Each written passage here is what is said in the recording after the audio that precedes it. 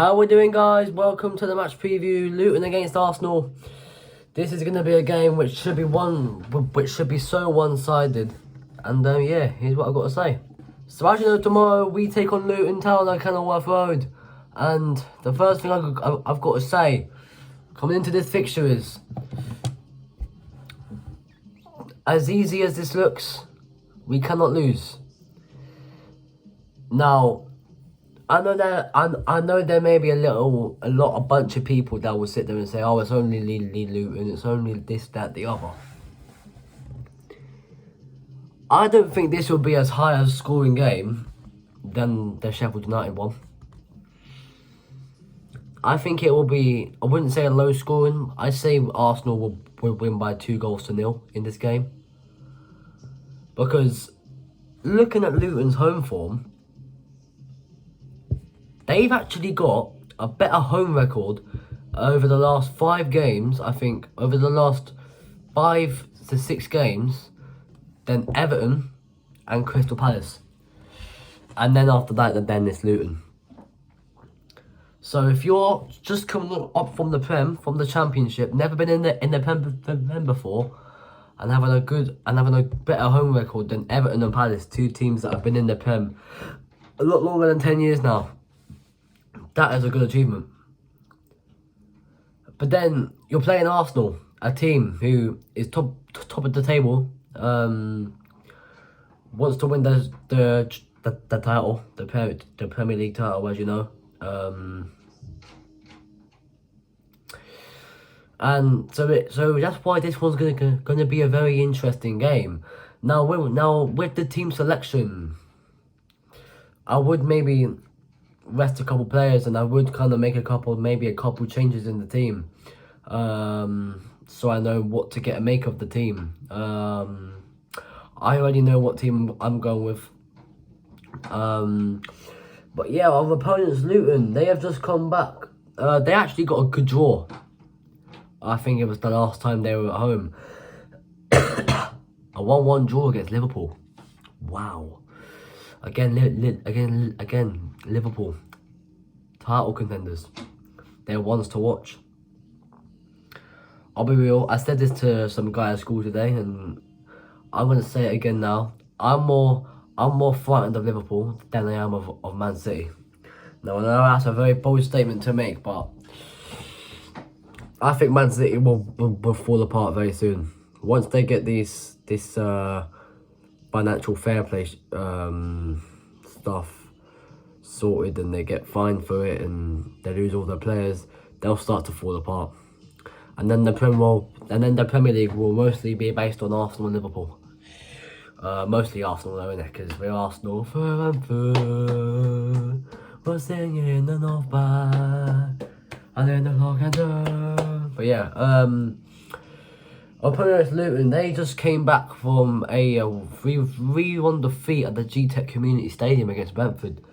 Now, we were there a couple of weeks ago, and Brentford gave us a good game. And we didn't look like scoring. So the fact that Luton scored was pretty impressive, if I'm quite honest with you. As I said, the team lineup is going to be very interesting, and they will be very interested to see what lineup Mikel Arteta goes with.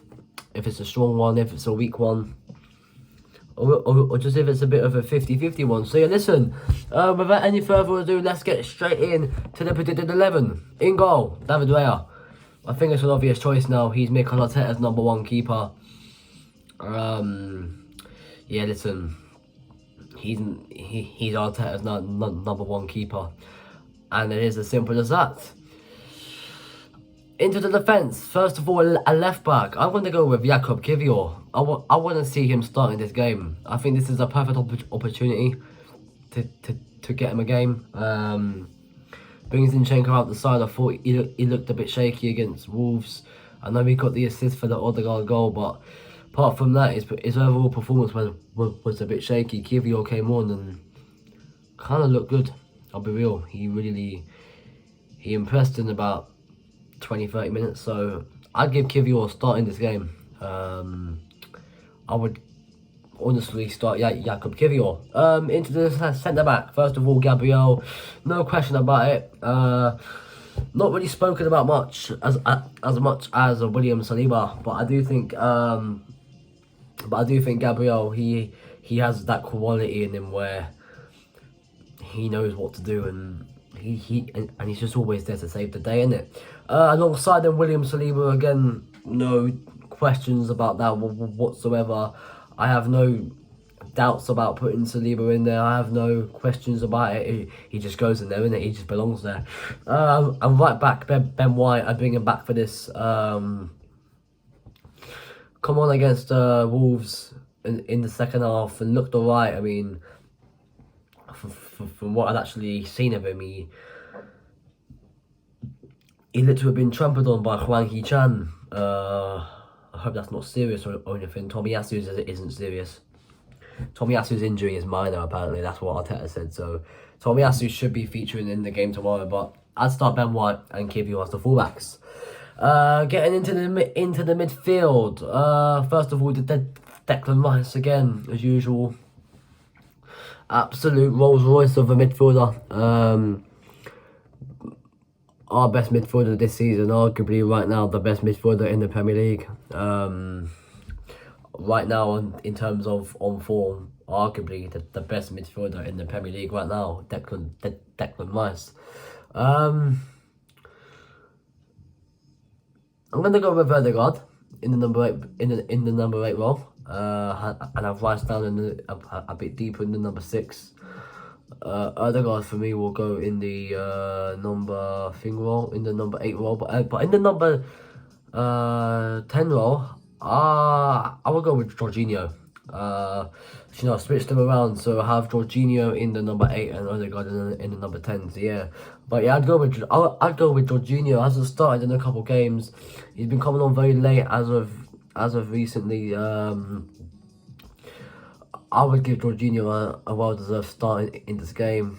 Give Kai Havertz a bit of a rest. He's been very busy the last couple of weeks with us. So, yeah, Jorginho starts for me. And we get into the attacking three. On the left-hand side, Martinelli, no questions about it. It's looking like a pretty off-season for Martinelli. He hasn't really been impressing as much as he had been last season, or the season before that, which he didn't really play in. But yeah, you know what I mean. But I think Martinelli, he'll get his form back soon, and I think he'll even get a goal in this, maybe even both of the goals. I think we will win 2-0, but I think Martinelli will score, at least assist anyway. He'll do something. Over on the right, Bukayo Saka, again, no question about it. He looked brilliant against Wolves, one of our best players. And it's good to see Odegaard and Saka linking up again and getting our goals. It is really good to see that. Up front as the main striker, Gabriel Jesus. Again, it's a pretty obvious choice. I don't really think he'd start the game again against Wolves. I know. I watched the odds. He doesn't start tomorrow, and I just put him in the predicted 11. Jesus. But yeah, Gabriel Jesus up front for me. Jesus. He needs goals. He really needs goals. That's what he needs. So yeah, listen, there we go. That is it for the match preview. Luton against Arsenal. Again, as I said, it's going to be a big game. Every game in the Premier League now is a massive game for us, and it's another opportunity to go back. I think 5 points clear of Liverpool, and 6 clear of City.